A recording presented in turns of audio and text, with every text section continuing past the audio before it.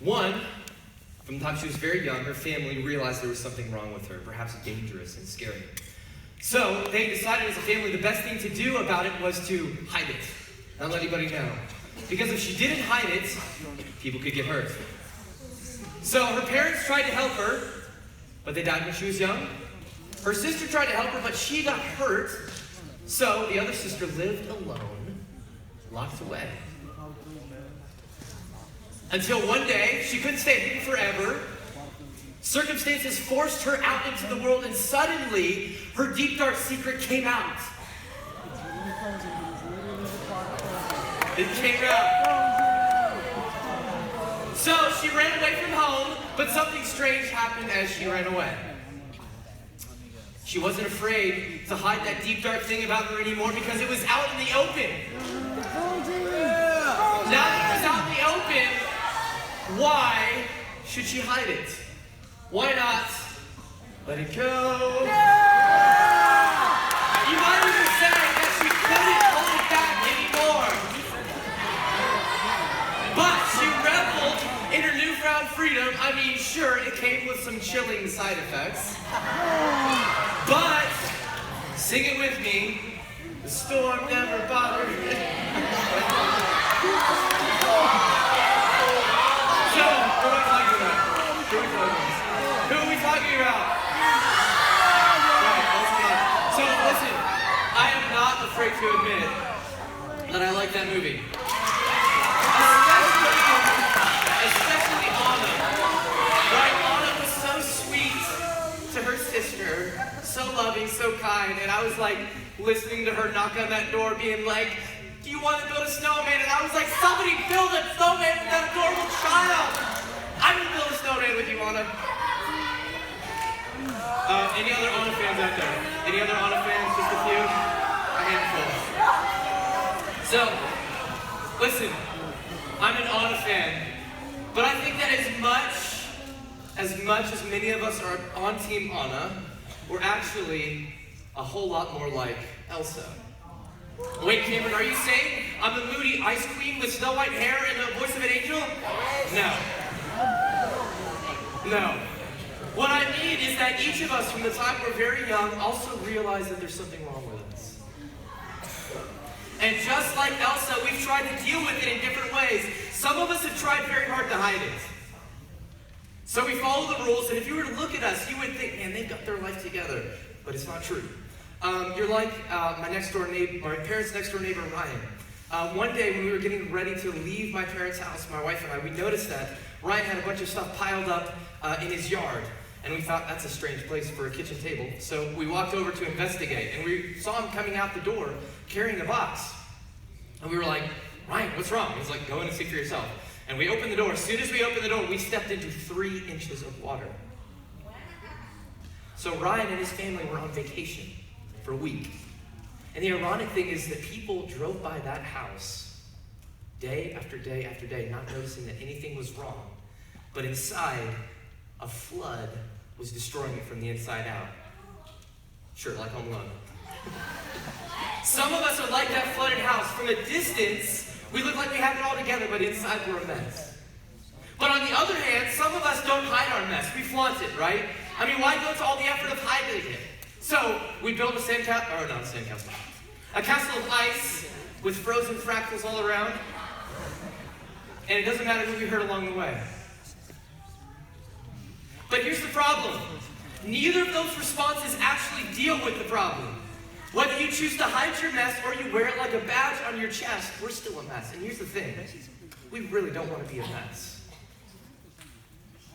We know the kind of person that we could be, the kind of person that we should be. So we hold up individuals, real or imaginary, as the ideal picture of what a person can be. So we marvel at the self-sacrifice of Tony Stark, or the loving bond between Natasha Romanoff and Clint Barton, or the courage of Steve Rogers, and yet we know that we could never be as selfless, as loving, or as courageous as the Avengers.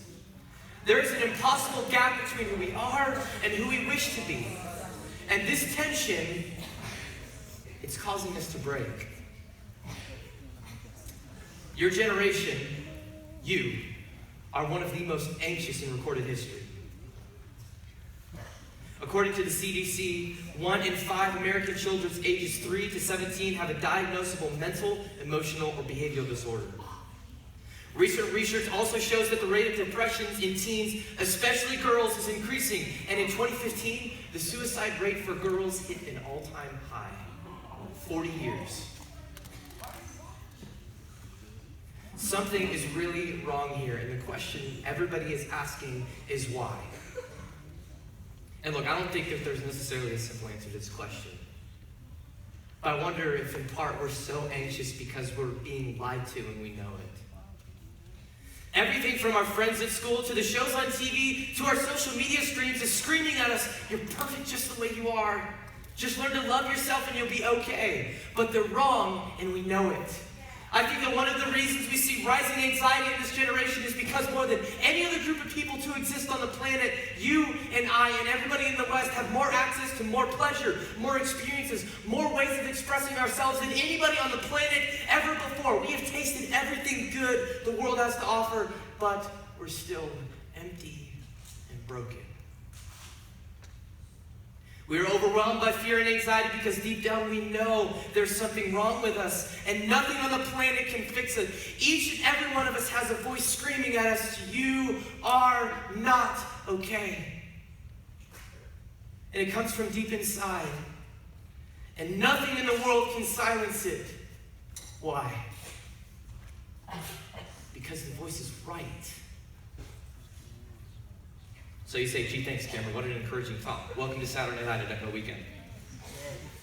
But look, you and I both know that there's good news. We wouldn't be here if it wasn't for the good news, right?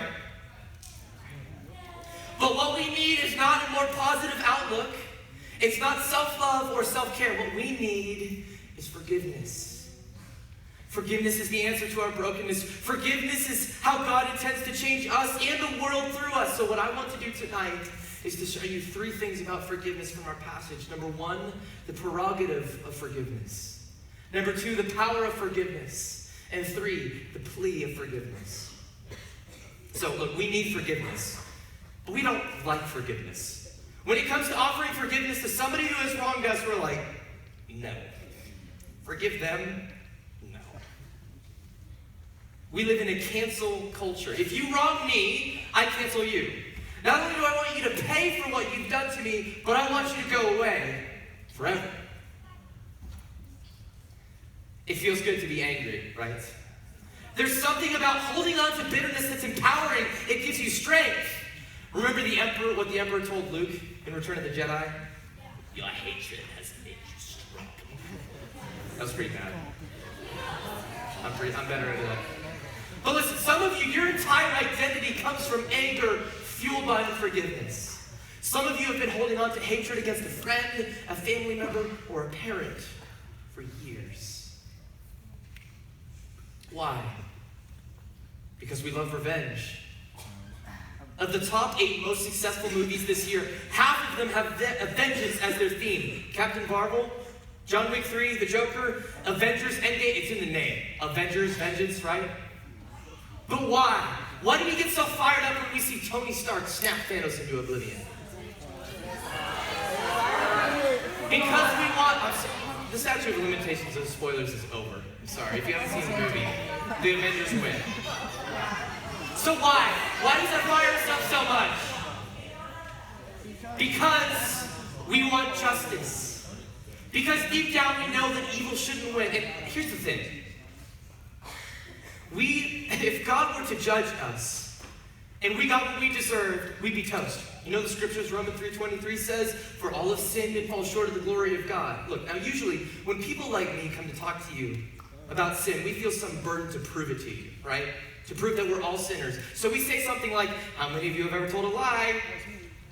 Have you? You're a sinner! Oh. Right? But look, honestly guys, I don't feel like I need to do that tonight. I think that each and every one in this room, all of us, are aware of our brokenness.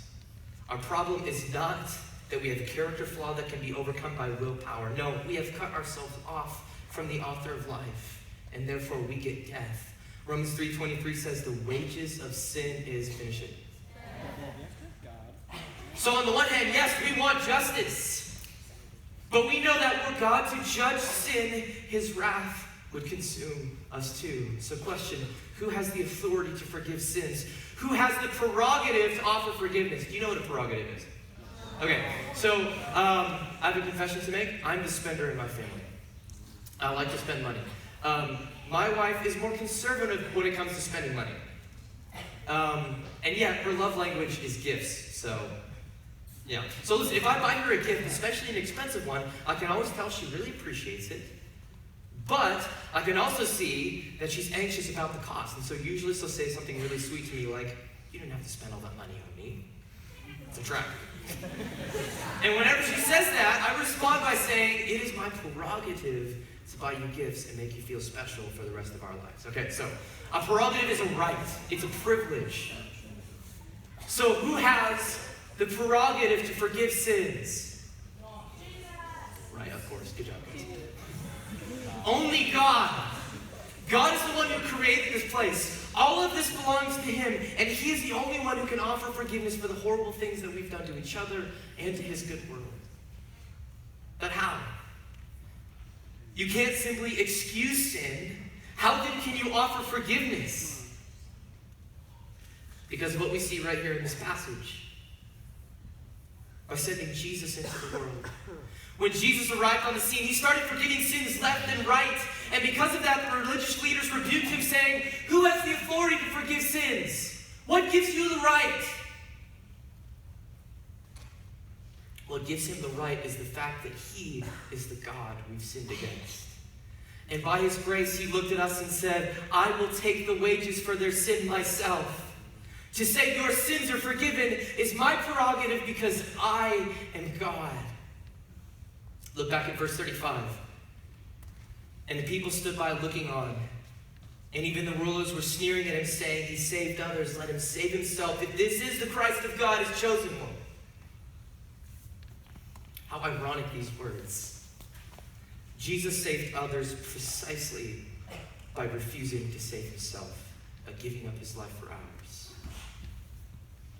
Friends, do you realize tonight that if you have believed in Jesus, you are forgiven and loved by God? But I wonder tonight if you're doubting his willingness to forgive you.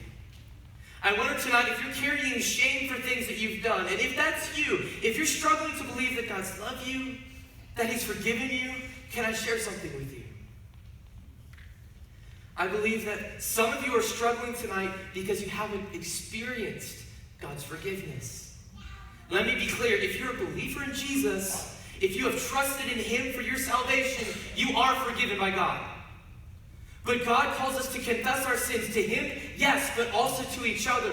James says this, confess your sins one to another and pray for one another that you may be healed. So in our passage, the criminal experienced Jesus' forgiveness face to face. But that's not true for us.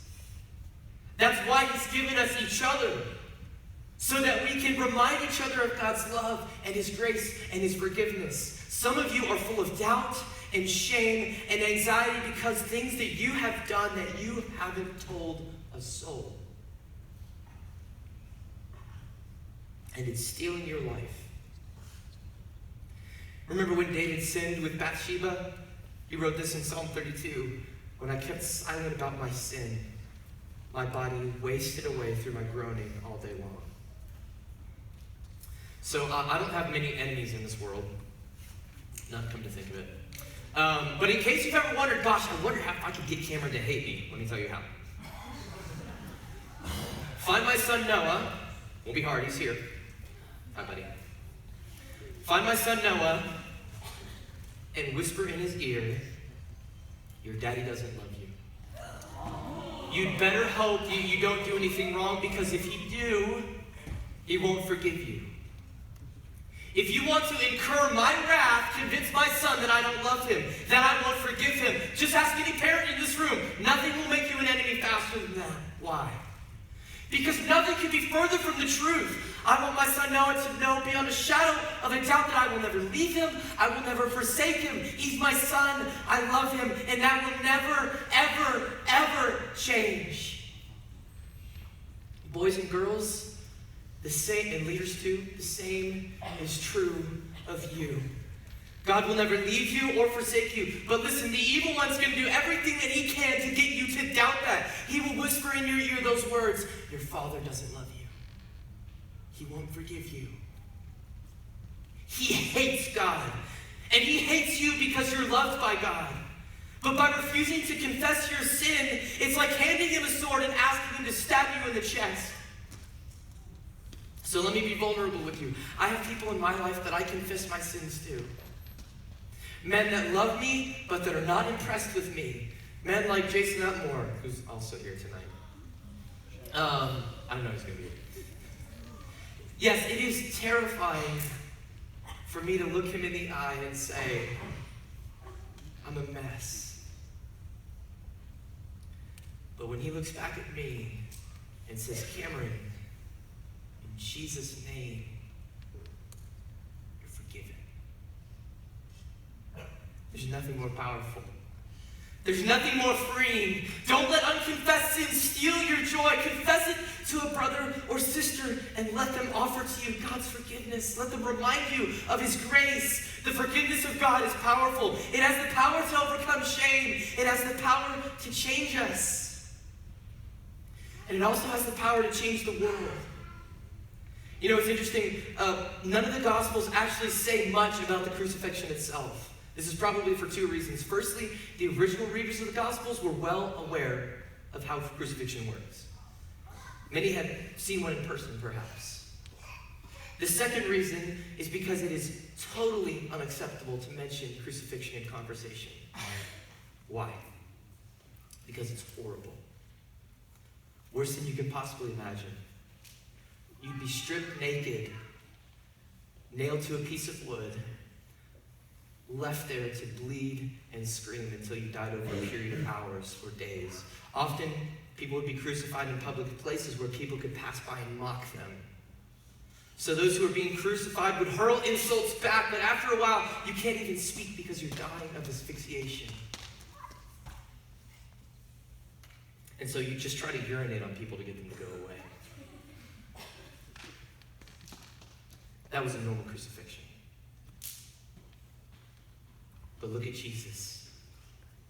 He, a completely innocent victim, hung on the cross willingly.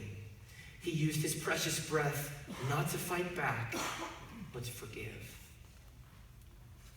And everyone who saw it that day was stunned. One of the hardened criminals, when he saw Jesus' astounding grace, he was changed. When he saw Jesus offering forgiveness to the very people killing him, he knew this was no ordinary man next to him. Look at verse 42. He said, Jesus, remember me when you come into your kingdom. And he said to him, truly I say to you, today you will be with me in paradise. Forgiveness is powerful. It changes people. It can change the world because the forgiveness of God empowers us to forgive others. So my brother-in-law, Ross, graduated from the Air Force Academy several years ago. Each graduating class chooses a mascot, somebody that they wish to emulate that has served before them. His class chose a guy named Louis Zamperini. Louis was a former Olympic athlete who joined the Air Corps after the Second World War broke out, and while on a search and rescue mission, his B-24 went down in the Pacific Ocean. And after surviving 47 days adrift at sea, he was captured by the Japanese and taken to a prison where he was beaten and abused under the supervision of a notoriously cruel guard, Sergeant Matsuhiro Watanabe. And when Watanabe learned that Louis was a former Olympian, he regarded him as prisoner number one, singling him out for specific and sadistic torture. And after years of abuse, the war ended, Louis' camp was liberated, and he returned home to a hero's welcome. He had a wife, children, and from the outside, it looked like a story of American triumph. But in reality, Louis was a mess. You may have heard of Louis because a book and several recent movies popularized his story, and it's ironic. The publishers and the producers of those movies chose to call his story Unbroken. And yet Louis was a broken man. For years he was haunted by nightmares of his time in camp. He began to fantasize about going to Japan to murder his former captors, and he began to abuse alcohol, and and eventually his wife. One day his wife heard the evangelist Billy Graham was in town, and she convinced him to attend one of those crusades. That night, the Reverend Graham preached a message about the forgiveness of Jesus, and Louis realized that he himself was a deeply broken man and that he was still a prisoner, not in a concentration camp, but to his own anger and unforgiveness. That night, Louis trusted in Jesus for forgiveness, and his life was forever changed. That night, he poured all the alcohol down the drain. The nightmares stopped, and so too did his desire to take revenge. Years later, in 1952, he returned to Japan to speak about forgiveness to 850 Japanese in prison for war crimes. And after he spoke, he requested to meet the guards from his camp in person. He says this about the experience. I looked out and saw them coming down the aisle, and of course, I recognized each of them vividly. I didn't even think of my reaction. I jumped off the stage and ran and threw my arms around them, but they withdrew from me. They couldn't understand the forgiveness.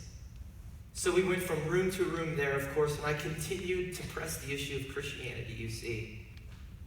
And all but one made a decision for Christ. For many years, Louis even searched diligently for Sergeant Watanabe, not to kill him, but to forgive him. Watanabe refused to see him. So Louis sent a letter to him, and it says this. To Matsuhiro Watanabe, as a result of my prisoner of war experience under your unwarranted and unreasonable punishment, my post-war life became a nightmare. It was not so much due to the pain and suffering as it was the tension of stress and humiliation that caused me to hate with a vengeance. Under your discipline, my rights, not only as a prisoner of war, but also as a human being, were stripped from me. It was a struggle to maintain enough dignity and hope to live until the war's end. The post-war nightmares caused my life to crumble, but thanks to a confrontation with God through the evangelist Billy Graham, I committed my life to Christ. Love has replaced the hate I have for you. Christ said, forgive your enemies and pray for them. As you probably know, I returned to Japan in 1952 and was graciously allowed to address all the Japanese war criminals at Sugamo prison. I then asked about you, and was told that you had probably committed suicide, which I was sad to hear. At that moment, like the others, I also forgave you, and now would hope that you would also become a Christian. The forgiveness of Jesus is powerful. It shows us our brokenness, but also the beauty of God's love for us. And when we understand God's love for broken sinners like us, we can't help but offer forgiveness to others. In fact, we must. Throughout his ministry, Jesus tied our forgiveness by God to our willingness to forgive the sins of others. When he taught his disciples, he said, pray like this, forgive us our sins as we forgive. Finish it. A few verses later in Matthew 6, he says, if you do not forgive the sins of others, neither will my Father forgive you. So you say, I thought that salvation wasn't based on works. How can you say I have to forgive somebody? I thought salvation was based on grace. No, Jesus is saying,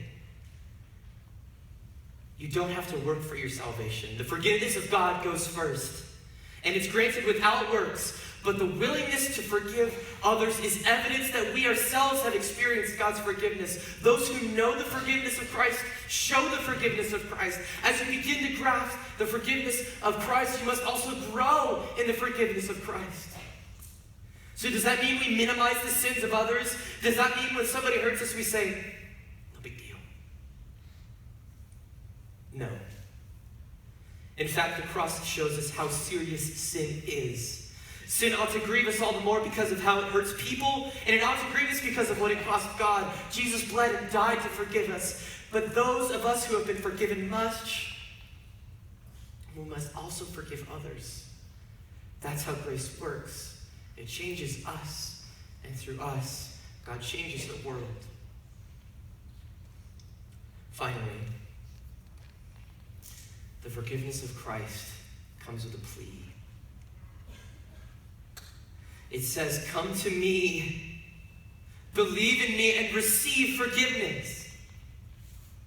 I've spoken several times tonight of calling God Father, but you need to know God has only one begotten Son. His name is Jesus. The rest of us must become children by adoption. When Jesus showed up and started calling God Father, it was scandalous. To call God Father seemed irreverent. It was too personal. It was too close. And all throughout the Old Testament, God set up barriers in place to separate himself from the people. But not to protect himself, but to protect us from his holy righteousness. But when Jesus died, when he took our sins upon himself, those barriers between God and people came crashing down. Look again at verse 44. It was now about the 6th hour, and darkness fell over the entire land until the 9th hour. Because the sun was obscured, and the veil in the temple was torn in two. And Jesus, crying out with a loud voice, said, "Father, into your hands I commit my spirit." Having said this, he breathed his last. The veil in the temple separated the people of God from God's holy presence. But now, through Jesus, we have access to God. Through Jesus, we have access to the giver of life. Once again, we have access to the Father.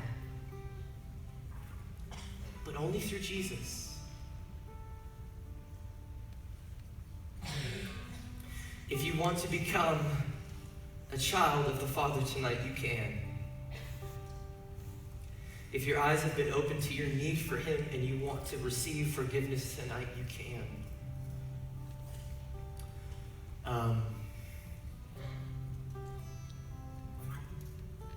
I believe there are probably some of you out there sitting who know, I haven't done that. But for so many years, I've told people that I was a Christian. I believed in Jesus. I've been around church things, but I know I'm not. And I don't want to embarrass myself today. Can I just encourage you? There's nothing embarrassing about becoming a child of the King. If you've never believed in Jesus today, do it tonight. Don't wait. He loves you. He's done so much for you. And all you have to do, confess with your mouth that Jesus is Lord, believe in your heart that God raised him from the dead, and you will be saved. If you want to do that tonight, you don't have to walk the aisle. Just believe it and tell somebody about it. Pray. Our Father in heaven, we thank you for Jesus.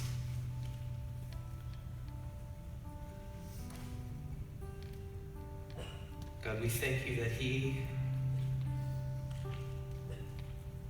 did not spare his own life, but gave it up for us so that we can be forgiven. God, would you help us, those of us in this room who believe in Jesus, to understand, I'm forgiven. My sins don't stick to me. Would you show us how to confess them to a brother or a sister, somebody that we trust, so that we can be reminded of your grace and forgiveness. Father, would you show us how forgiveness transforms us as those who have been forgiven much? May we also forgive. And Father, for those in this room who haven't believed in you yet, I pray that they would do so tonight. God, would you open their eyes?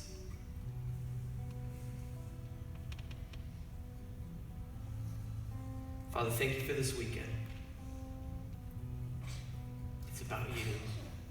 It's about your Son, Jesus, our Lord and Savior, in whose name we pray. And all God's children said,